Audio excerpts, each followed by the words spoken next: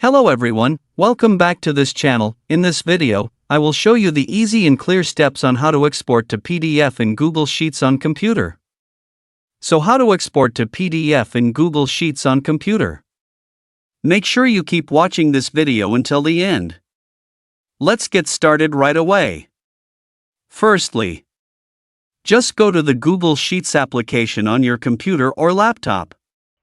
And this is the initial display of the Google Sheets workpage.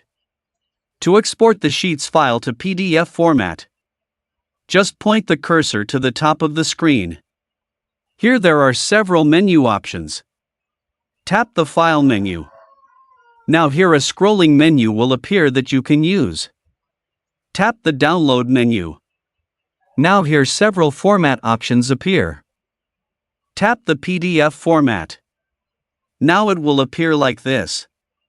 Here you can choose portrait or landscape for the PDF. You can also choose the type or size of paper. After finishing, tap Export. So that's it, tutorial how to export to PDF in Google Sheets on computer. Thank you for watching. I hope this video is useful. See you in the next video.